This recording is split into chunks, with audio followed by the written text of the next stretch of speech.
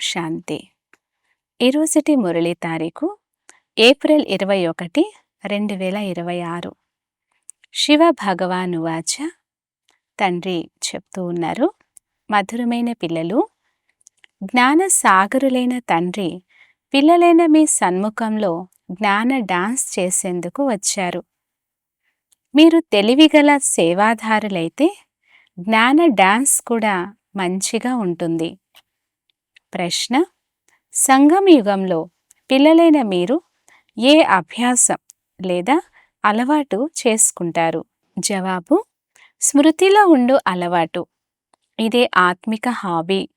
ఆ హాబీతో పాటు మీరు దివ్య అలౌకిక కర్మలు కూడా చేయాలి. మీరు బ్రాహ్మణులు. మీరు అందరికీ సత్యమైన కథను తప్పకుండా వినిపించాలి.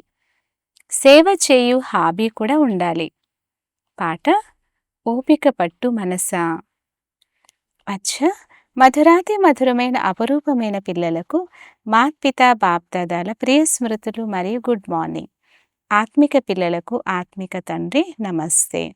ధారణ కొరకు ముఖ్య సారం. మొదటి పాయింట్: ఈ పాత దేహాన్ని, పాత ప్రపంచాన్ని బుద్ధి నుండి మరచి తండ్రిని, ఇంటిని స్మృతి చేయాలి. ఇప్పుడు మనకు సుఖప్రదమైన రోజులు రానే వచ్చాయని సదా సంతోషంగా ఉండాలి. రెండో పాయింట్: జ్ఞాన సాగరులైన తండ్రి ద్వారా లభించిన జ్ఞానాన్ని స్మరణ చేసి బుద్ధిని పూర్తిగా నింపుకోవాలి.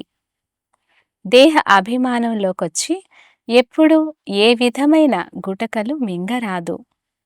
వరదానము: సదా ఏకరస స్థితి యొక్క సింహాసనంపై విరాజమానమై ఉండే బాప్ దాదా హృదయ సింహాసన అధికారి భవ. వివరణ: బాప్ దాదా హృదయ సింహాసనము అన్నింటికంటే శ్రేష్టమైన సింహాసనం. కానీ ఈ సింహాసనంపై కూర్చునేందుకు స్థిరమైన కదలని ఏకరస స్థితి అనే ఆసనం కావాలి. ఒకవేళ ఈ స్థితి అనే ఆసనంపై స్థితమవ్వకపోతే బాప్ దాదా హృదయం అనేటువంటి సింహాసనంపై స్థితమవ్వలేరు. దీని కొరకు మీ బ్రుకుటి సింహాసనంపై అకాల మూర్తులుగా అయి స్థితమైపోండి. ఈ సింహాసనంపై మాటిమాటికి కదలకుండా ఉంటే బాప్ దాదా హృదయ సింహాసనంపై విరాజమానం అవ్వగలరు. స్లోగన్: శుభ చింతన ద్వారా నెగిటివ్ను పాజిటివ్లోకి పరివర్తన చేయండి. అవ్యక్త సూచన: మహాన్గా అయ్యేందుకు మధురత మరియు నమ్రత గుణాలను ధారణ చేయండి. బ్రహ్మా బాబా తన ప్రతి పుత్రుని ముఖముపై ఒకటేమో సదా ఆత్మీయత యొక్క చిరునవ్వును చూడాలనుకుంటున్నారు. రెండవది, నోటి నుండి సదా మధురమైన మాటలు వినాలని కోరుకుంటున్నారు.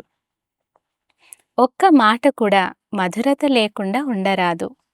ముఖముపై ఆత్మీయత ఉండాలి, నోటిలో మధురత ఉండాలి.